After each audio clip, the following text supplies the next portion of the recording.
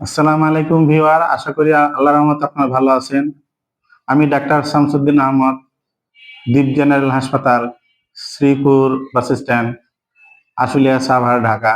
আমি মেডিসিন, হৃদরোগ এবং ডায়াবেটিস রোগের চিকিৎসক।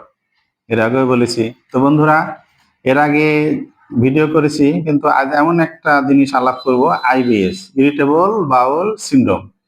তার বাংলা করলে দাঁড়ায় বিরক্তিকর পেটের উপসর্গ বা সমস্যা। এই এই এটা হলো আইবিএস। তো বন্ধুরা, আইবিএস সম্বন্ধে ডিটেলস জেনে নিই। তো আইবিএস হলো এমন একটা অসুখ বা বৃহদন্ত্রের অসুখ। ক্ষুদ্রান্ত্র বৃহদন্ত্র আছে পেটের মধ্যে। হ্যাঁ, সেই বৃহদন্ত্র পায়নালী থেকে উপরের দিকে চলে আসে বৃহদন্ত্র। সেই বৃহদন্ত্রের এটা একটা সমস্যা। এটা হলো পরীক্ষা নিরীক্ষা সবকিছু করে এর কোনো কারণ জানা যায় না।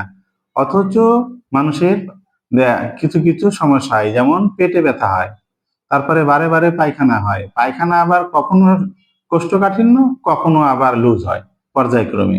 তো বন্ধুরা, এরকম সিমটম আবার বাথরুমে গেলে, টয়লেট করলে, পায়খানা করলে এটা আবার ব্যথা সেরে যায়। এটা এরকম, এই ধরনের রোগটা হলো এরকম। তো বন্ধুরা, কি করে মানে এই উপসর্গগুলো, আইবিএস উপসর্গ কি কি? উপসর্গ হলো পেটে ব্যথা হবে, তারপরে পেটে ব্যথা হবে সাধারণত খাওয়ার পর পরই ব্যথা হয়। খাওয়ার পর পর ব্যথা হলে অন্য সময় হতে পারে, কিন্তু খাবার পরে বেশি ব্যথা হয়, এবং ব্যথা হলে পেট ফুলে যায় এবং খুব আর্জেন্ট পায়খানা যাওয়া লাগে।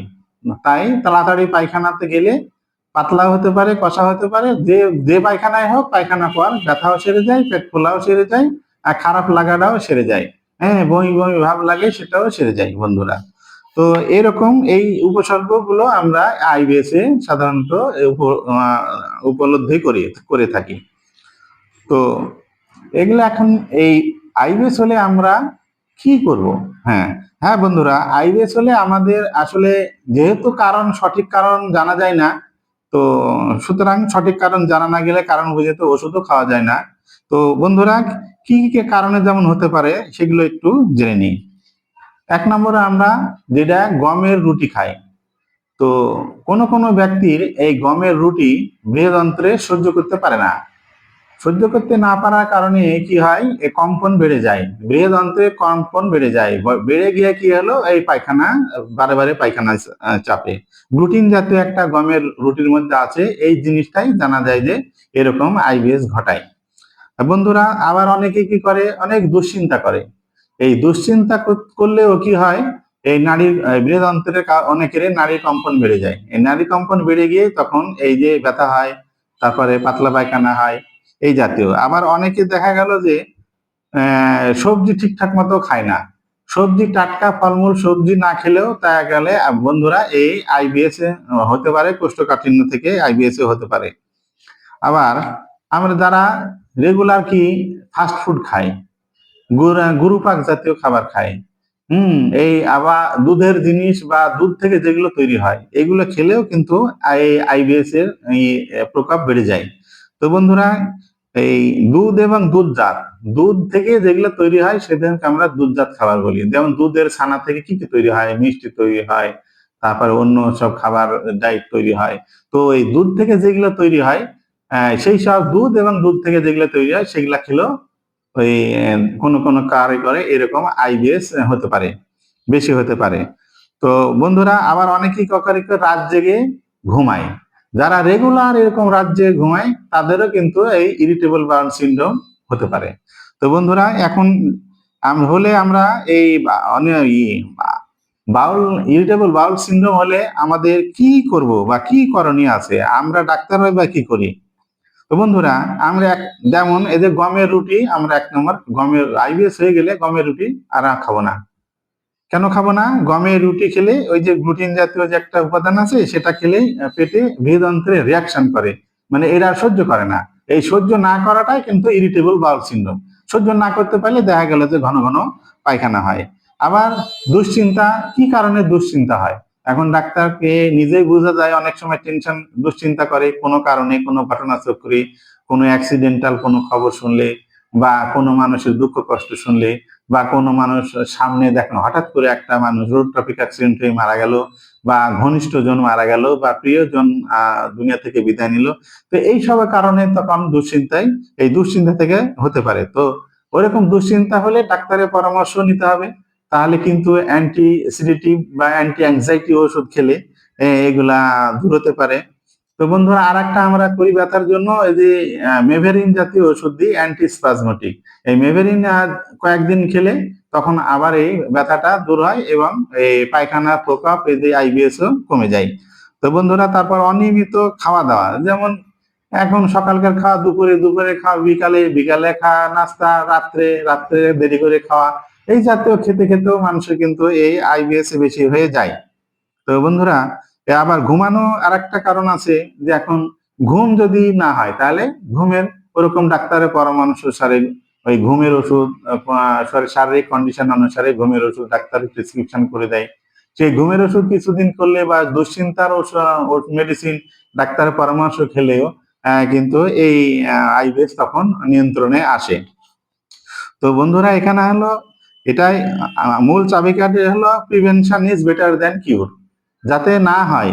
তাই আমাদের জিনিসগুলো যেগুলো বললাম, এই উপদেশগুলোই একমাত্র আইবিএস থেকে মুক্তি পাওয়ার উপায়। তো বন্ধুরা, তাই এই সবগুলোই আমরা খুব ভালোভাবে আমরা ফলো করব। যে যেমন এই যে গুরুপাক জাতীয় খাবার, যেমন পোলাও, কোরমা, এগুলো না খাওয়া। তারপরে বললাম যে গমের রুটি না খাওয়া, দুশ্চিন্তা না করা, দুশ্চিন্তা বা এর ঘুম না হলে তখন ডাক্তারের পরামর্শ নিয়ে অ্যান্টিসিডেটিভ বা অ্যাংজিনিরাসিসের কোনো এই ওষুধপত্র এগুলো কিছুদিন খাওয়া। তো বন্ধুরা, এই নিয়ম পালন করলে এবং এগুলো মেনে চললে আশা করা যায় যে আপনারা আইবিএস থেকে নিয়ন্ত্রণে নিয়ে আসতে পারবেন। দেখবেন একসময় দেখবেন যে খুব ভালো আছেন, কোনো রোগ নাই, কিছু নাই, হঠাৎ করে দেখলেন একদিন দুশ্চিন্তা করলো, তারপরে থেকে দেখা গেল যে এরকম আইবিএস হয়ে গেল। তো বন্ধুরা, এরকমই হঠাৎ করে এরকম যদি আর ঘুম না হলেও এরকম হতে পারে। তো সচেতন কি কারণে ঘুম হয় না, কি কারণে দুশ্চিন্তা হয়, তো এই নিয়মগুলা দূর করলে এবং খাওয়া দাওয়া কন্ট্রোল করলে। আর একটা হলো কি, আমাদের শাকসবজি, ফ্রেশ শাকসবজি যেগুলো আছে, প্রত্যেক মৌসুমের শাকসবজি যেগুলো আছে, এই শাকসবজিগুলো আমাদের খাওয়া উচিত। হ্যাঁ, এগুলো বিভিন্ন শাকসবজিতে বিভিন্ন উপাদান থাকে, তাই আমাদের উচিত হলো বর্তমান সময় ওই সময় কি কি শাকসবজি আছে, তো সেই শাকসবজিগুলো প্রত্যেকটাই সপ্তাহে অন্তত মাসে আমাদের 2-1 করে প্রত্যেকটাই খাওয়া উচিত। কারণ আল্লাহ তাআলা এক একটা শাকসবজির মধ্যে এক একটা গুণাগুণ আছে। তাই প্রত্যেকটা সিজনাল ফল বা সিজনাল শাকসবজি, তো এইসব শাকসবজিগুলো খেলে আশা করা যায় যে আমরা এই আইবিএস থেকে নিয়ন্ত্রণে রাখতে পারবো। তাই এইটার সিজনাল শাকসবজি এবং ফলমূল এগুলো এগুলো খাওয়াও অতি জরুরি বিষয়। তো বন্ধুরা, এরকম আর খাওয়া দাওয়ার ওভার ইটিং করা, এগুলো তো এক্সেস খাওয়া, এগুলো থেকে বিরত থাকা উচিত। কারণ এগুলো থেকে পেট খারাপ হয় এবং দীর্ঘদিন এখান থেকে তো আইবিএস এর উৎপন্ন হতে পারে। তো বন্ধুরা, তো আশা করি আপনারা বুঝতে পেরেছেন, এবং আমি যে ভিডিওগুলো করি, তো সবারই কাছে হয়তো পৌঁছায় না। তো আমি রিকোয়েস্ট করব যে এগুলো যদি শেয়ার করে দেন, তো এই মানুষ যদি এগুলো জানতে পারবে, অনেক মানুষই জানতে পারবে। একে অপরের শেয়ার যখন যে পাবেন শেয়ার করে দিবেন বেশি বেশি করে, তাহলে মানুষ উপকৃত হবে, এবং মানুষের উপকার করা একটা সওয়াবের কাজ। তাই একটা শেয়ারের মাধ্যমে আপনি অনেক সওয়াবের অধিকারী হতে পারেন।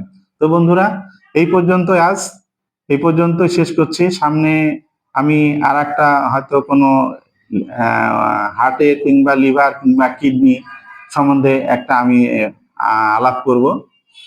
তো বন্ধুরা, আর একটা কথা, এখানে যদি যখন আপনার পাতলা পায়খানা হবে, তখন তার সাথে কিন্তু যে কারণে হোক আপনার তো স্যালাইন জানেন খান, সেটাই আমার এটাই আর কি। তো বন্ধুরা, এই পর্যন্তই আমি রাখছি। খোদা হাফেজ। আসসালামু আলাইকুম ভিউয়ার, বাংলাদেশ জিন্দাবাদ।